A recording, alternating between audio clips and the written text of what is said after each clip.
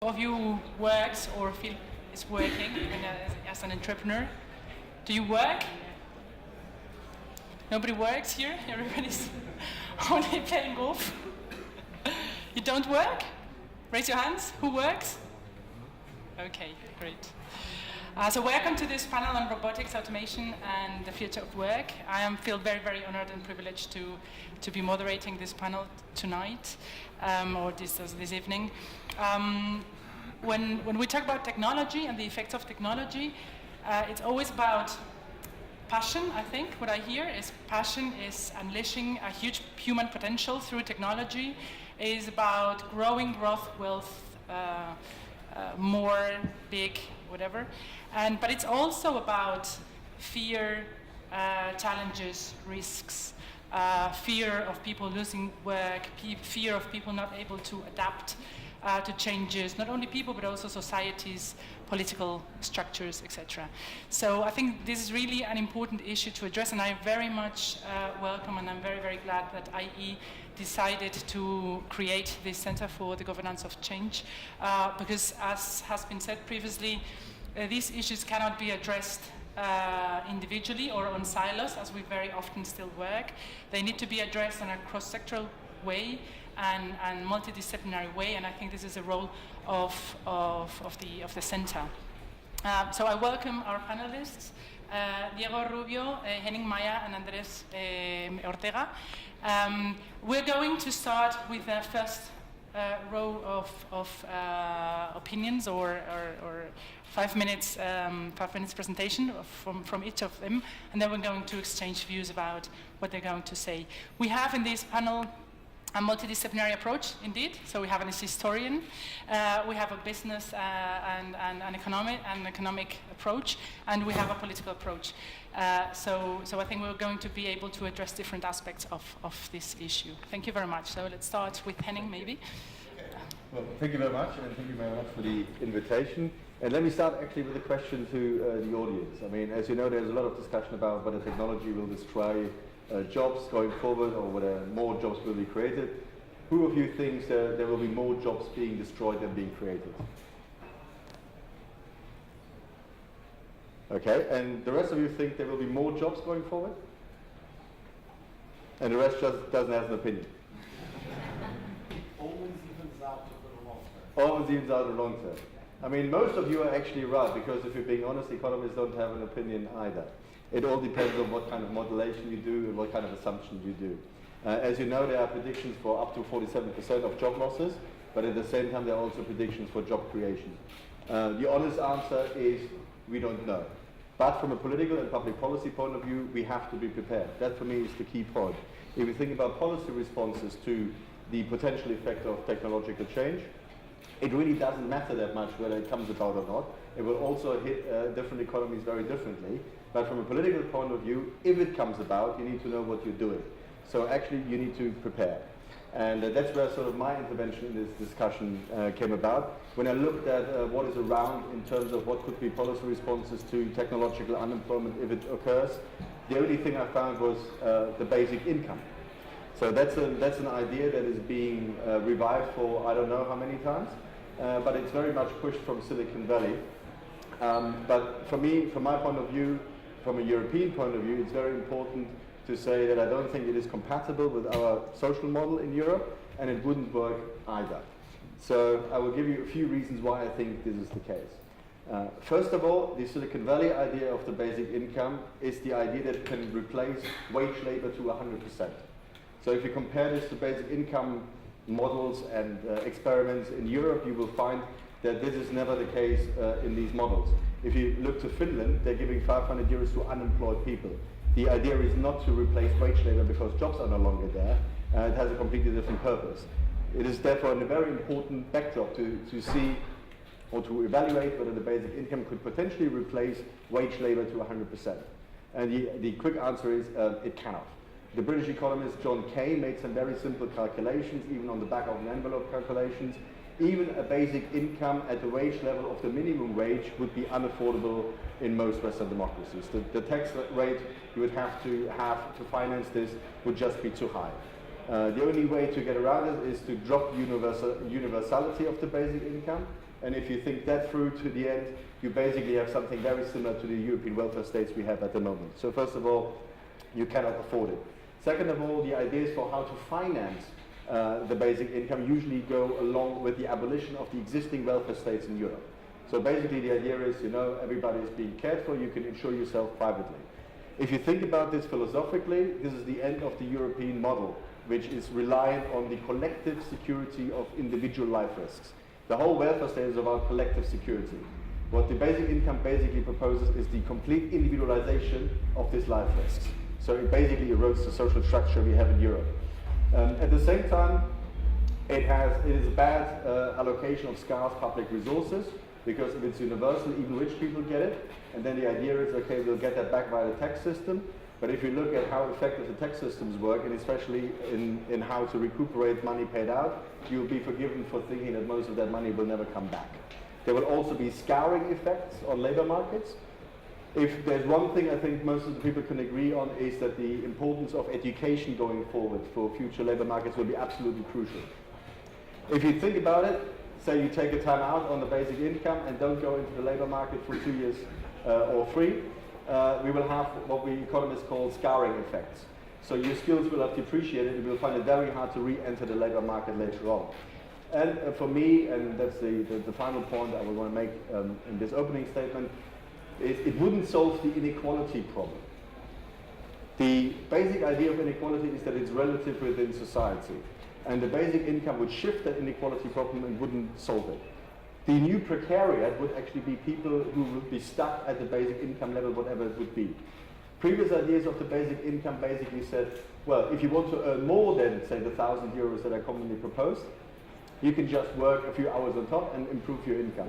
Well, but the whole backdrop of this idea is that these jobs are no longer available. So the fundamental idea that people can improve their income by working is no longer available.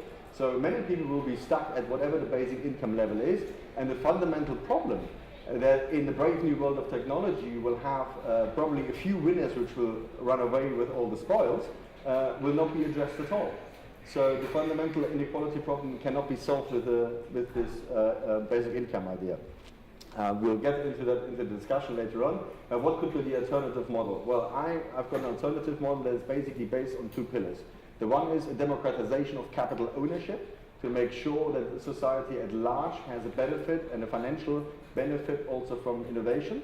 And the second one would be a job guarantee, which is basically the creation of activity not according to economic necessity but according to social value, which would basically cut the cord between the content of employment and the payment of employment, and we as society would then define what kind of activity we would like to incentivize to create social value.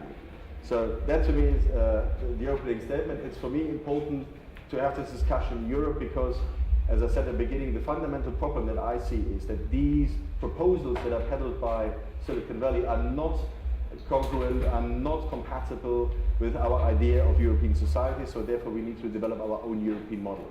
Thank you. Thank you very much, Henning. Henning is editor-in-chief of Social Europe and also researcher in Cambridge and has been active in research in other key universities like Harvard and Cornell. I think this is a very interesting statement, and I would like to come back to that later also with regard to globalization and how all this relate together. Then I'm very happy to welcome Andrés Ortega. He is now senior researcher at the Royal Institute Elcano. But he has been very active in policy making. He has been Director General of the, so to say, policy unit of the President office in Spain, and is also a recognized researcher and has worked very intensively on the work of robotics, has even published a specific book on the unstoppable march of robots. So I'm very much willing to hear your views. Thank you, Almudena. I'll start with agreeing with Henning. We don't know what's going to happen, but we have to plan for the risks which are going to happen. I think this time is different, that the industrial revolution we're living is very different from previous one. Why? Because of the confluence of different technologies, I won't go into that, you know more than me, of the speed, the scope of the change, and also because it's affecting not only the working class, but also the middle classes, fully. We have to look at dealers, brokers who are losing their jobs because they are replaced by programs or machines. No? So far, for example, in industrial production, in manufacturing, robots are replacing jobs. In the US, it's one robot destroys between 3 and 6 jobs. In Germany, one robot destroys only 2. And that's different, because in Germany, it doesn't affect the overall level of employment. Why? Because I think the unions are there in the companies, in the firms, in the industries, and stop that and force the companies to choose to place those people who lose their jobs on the line in other jobs in the company. But with a great but. The companies employ fewer young people, no? Which is also important.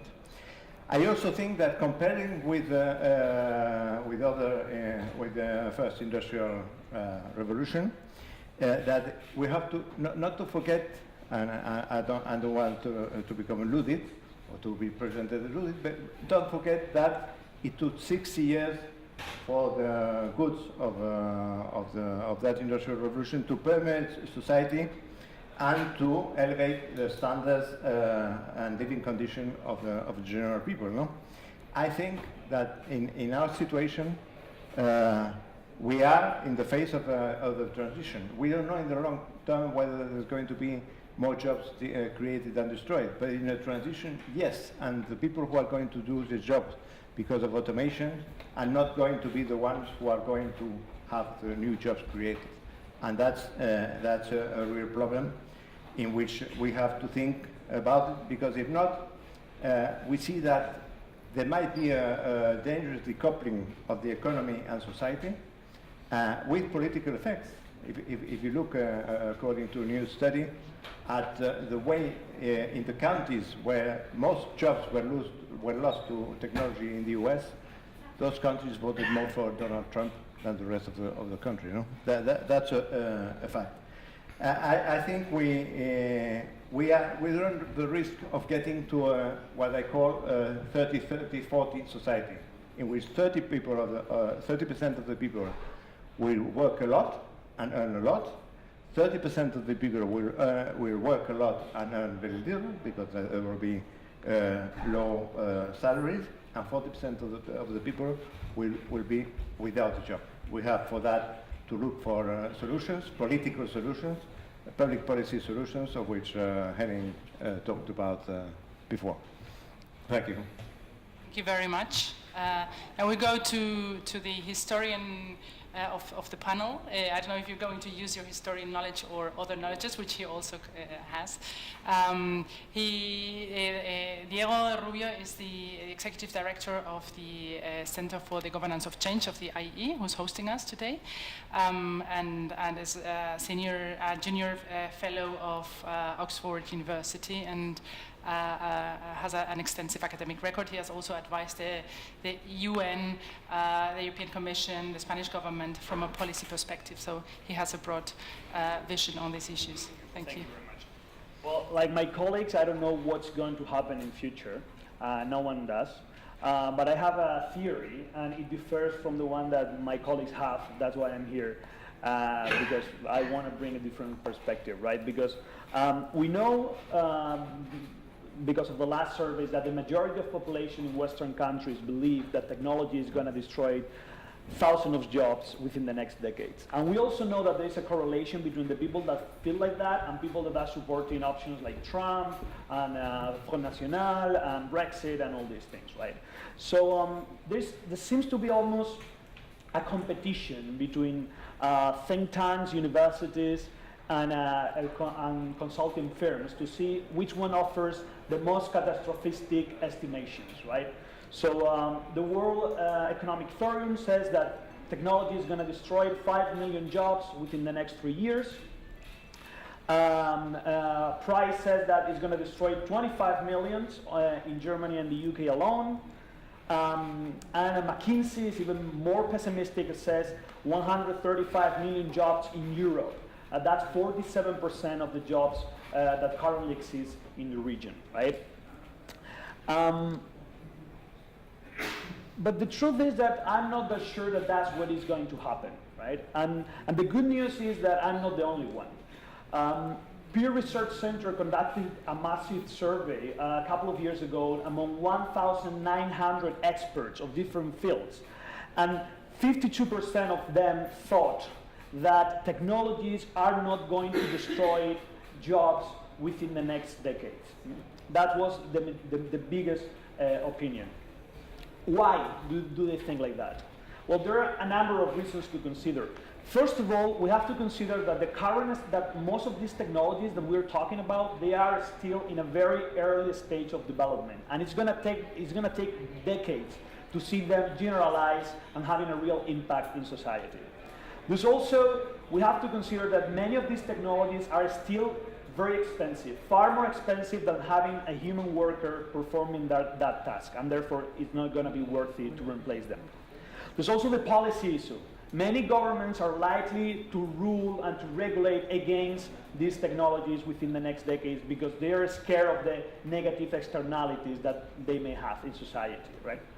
And then there's that's not how usually technological and social dynamics seem to work. Let me explain this last idea. We need to keep in mind that automation is a very old phenomenon. It probably started hundreds of years ago with the development of the wind and the water mill, right? You all know that in the 1900s, these guys, the Luddites, they destroyed hundreds of weaving machines across the UK because they thought that they would be making human workers redundant. However, there is a study by Deloitte that shows that in the last 145 years in the UK, technology has created far more jobs than it has destroyed. Why is this possible? Well, basically what we see is that technology innovation, what does is it takes away workers from traditional muscle power-based sectors such as agriculture, and you can see here in the graph, but it put them back in new sectors, new knowledge-based sectors such as care or professional activities. So, for instance, between 1992 and 2014, the number of company secretaries in the UK decreased by 52%. But at the same time, the number of people working as nurses, management consultants, or teachers increased dramatically, as you can see here. If we look at the rate, at the history of unemployment rates in the US for the last 100 years, what we see is that there are ups and downs, of course, but that most of these ups and downs are made by economic growth or stagnation, and no by technology development. And please check out that line, remember that line at the bottom. This is the data for the UK, the same phenomenon. By the way, that peak is the Great Depression. Again, we're talking about a country that has the last 3 major industrial revolutions, and still, if you look at the graph, the percentage of population that remains unemployed today in the UK is almost the same that 150 years ago. Even after 3 industrial revolutions, even after a major population growth and the telephone, the car, or the internet even. So what I think is that to sum up, I'm finishing here, I think that in the coming decades, we're going to see a lot of works that are currently performed by humans be taken over by robots and digital agents. I think that's going to happen, and it's going to happen very fast. But I don't think that should necessarily lead us to a significant increase in structural unemployment in Europe. And why this is important? Because this means that the question that we should be asking ourselves now is not what are we going to do with the people that are going to be unemployed for the rest of their lives. The question is, how can we make sure that we facilitate this transformation so we create a new relationship, a better relationship between people and work, and we set up a better system, more sustainable and more prosperous for everyone. And I think in that process, new companies, entrepreneurs, you guys have a key role to play. Because at the end of the day, you're the ones who are going to be creating the new companies, the new jobs, and setting the new rules. So You have a great responsibility there, and I think that's great you're here and that you're worried about these issues, and thank you very much for being here. Thank you very much. It's very interesting because I see like a double layer. I see these macro aspects, but I also always see the linkage to the micro level. So how are we going to adapt ourselves, and how are we going to react ourselves, and how, if this we're in the South Summit, so how entrepreneurs are going to play a role in all this shift or change in the way work will look like in the near future.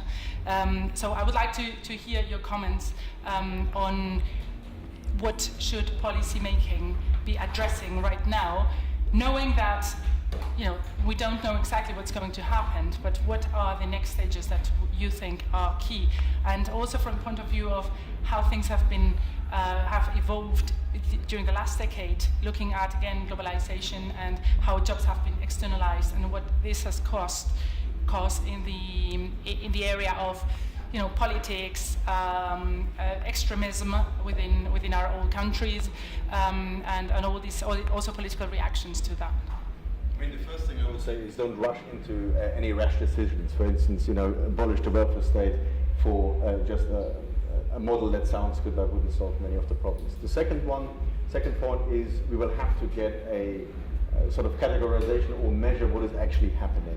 And if you look at labor markets, I look at it in basically three competing trends, which is substitution, augmentation, and creation. So what kind of jobs will be substituted? What kind of jobs will be disappearing, not because they're completely done by machines, but because they are sort of outsourced by the gig economy and things like that? That's the sort of substitution area. The second one is augmentation. That in the near future, to my mind, as far as I can see, is the most important one and the most precious one, is how will the interaction between humans and machines change?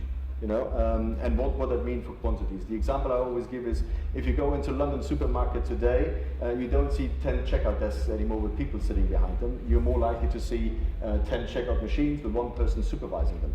So that has obvious implications for, first of all, the skill set. So that one person supervising these machines needs to know at least some basic sort of troubleshooting issues, and obviously there are quantity applications for it, right? So you used to have 10 people, now you have one. And the third area is creation. There will always be job creation, but the question is how many jobs will be created, how quickly will they be created, who will they be available for, and where will they be? At the moment, the German government estimates that there will be 1.5 million jobs being destroyed, but there will be 1.5 million jobs being created. So you will have a transitional unemployment effect. But the question would still be, if, for instance, in 10 years' time we'll have sort of self-driving lorries and self-driving trucks, will the software jobs that might be created, will they be available for the truck driver who will lose their job? The answer is probably no. So you will have a social mobility issue as well that you will have to address. So the first one is don't rush into decisions.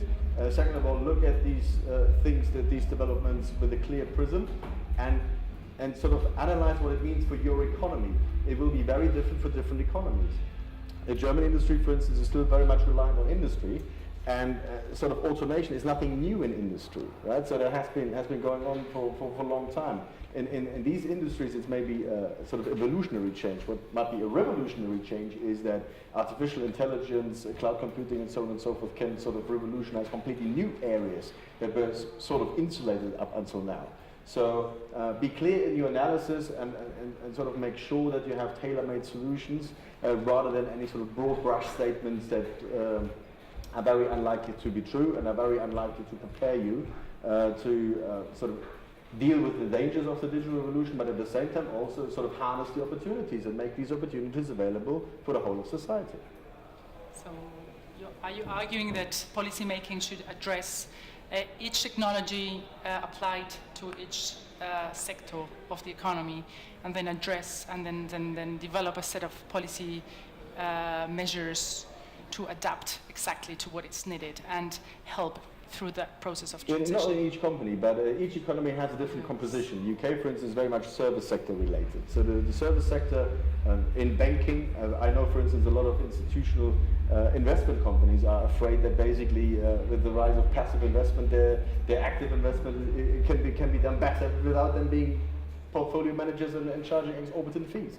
right? So whereas, as I said, in the German car industry, for instance, robotics is nothing new. You know, that has happened in a long time. So you have to look at the structure of your economy and what is the likely impact for which part of the economy, of the technologies that are likely to come on stream in the next 5 to 10 years. As Diego has also mentioned, I mean, a lot of developments that are technologically possible today might not have a full impact on the economy anytime soon. So there are a few factors to be considered there as well. So, but from a policy making point of view, you'll have to do this sort of more economy-specific analysis rather than just sort of lazily assuming, as sometimes is the case, that you know the impact in the United States and Germany and France and the UK and Spain will all be the same. It's very unlikely to be the case. So you have to do the hard work and try to come up with tailor-made solutions for what is happening. Okay. Andres? I would say four things. The first thing is that full employment is out of the political discourse. Everybody has renounced to that, no? Which means something, and something important. Secondly, I think the type of work is changing already. The gig economy is progressing, sometimes because it has to be, sometimes because people prefer to be in that kind of economy, no? But it's 1/3 in the US, for example. But that means there will be less protection for jobs. Jobs will not be for life anymore. It will be a much more flexible framework and situation. No?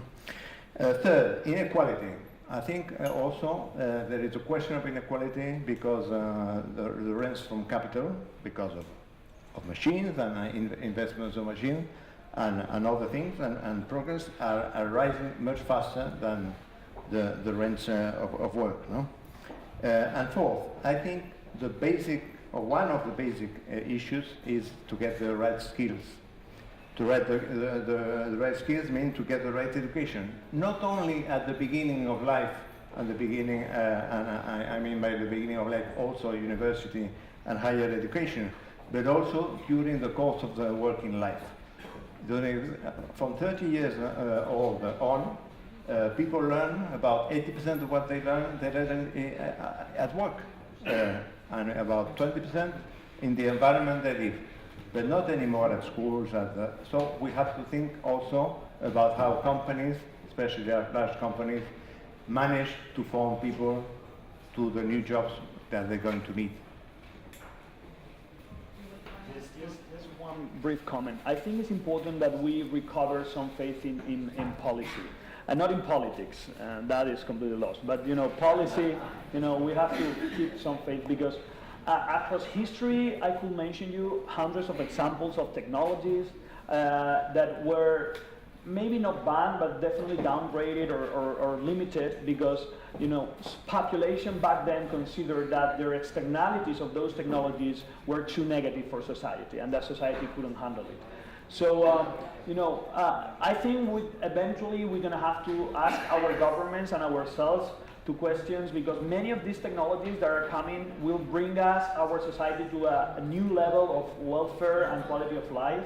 But there are also many technologies that are likely to just benefit the top 1% and not the remaining 99%. And perhaps we shouldn't allow those technologies to be exploited.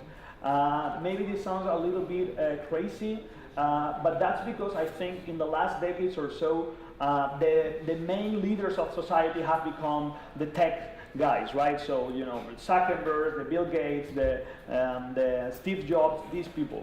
And because of that, we have started to believe that the world is completely driven by technology, and that's an unstoppable force that we cannot control, and there's nothing to do against it. And that's not the case. That's not true. It's never been the truth, and it shouldn't be truth for the coming century neither. So, I think governments and citizens should be more empowered, and we should have the possibility to say, wait a minute, I don't think this is a good idea. And then a second brief comment is, I have a lot of faith in new business people and entrepreneurs because I see, so in the center we are launching a program, the fourth sector, which is working precisely with all these new companies that have a completely new mindset, that they're worried about profit, but they're also worried about purpose and benefit to society. So I've met a lot of business people who are running very profitable businesses that at the same time they're making decisions not only based in profit but also based in what is going to be better for society and for the local communities in which I'm operating, right? So these people are there. In the future they will be leading huge companies in the world, I think, and they're going to help us to deal with these consequences as well, I think. I think this is a very, very, very good idea for wrapping up. This feels like speed dating, actually, because it's having so much talent and not being able to develop all these ideas further. Just as a way to wrap up, and because you're touching upon how people are actually developing their own relationship with politics, with society, and they see their own role in this context. I would ask you to give just a tweet, so a super brief remark or recommendation for a 15-year-old person envisaging the future. What would you recommend them to do, looking at this policy, technological developments, and societal developments? I mean, the main recommendation for young person, also to the same people here, because you are shapers of the future, is shape the technological progress together with society. Because, as you can see with the, you mentioned globalization before, with the effects of globalization, if a lot of people feel left behind by the progress you have to create, they will not take it lying down. They will revolt politically, they will vote leaders into office who will then erode the foundation of society which you use to provide your technological progress. So it is in your own best interest for the long-term prosperity of your businesses and for the long-term prosperity of society at large to shape this progress not against society but in cooperation with different societal actors, and that will be the most stable formula for the future. So that's what I would sort of recommend to the 15-year-old who might be thinking about starting a business in a year's time. I would say learn your basic skills, learn mathematics, and if you cannot, because not everybody can, learn arts and other things. And above all, learn to learn and be creative. Yeah, I would say just that keep in mind that the world changes very fast, and that means not only that jobs or companies or cities are changing fast, it also means that rules and values are changing fast. So the values that we saw as the ruling ones when we were young, they're not set in stone. It's set in stone. So you can build a new company based on completely different values, and that doesn't mean that you won't be successful or that you won't become a millionaire, because the world is changing very fast. Okay, so value, cooperation, and education. Thank you very much, panelists.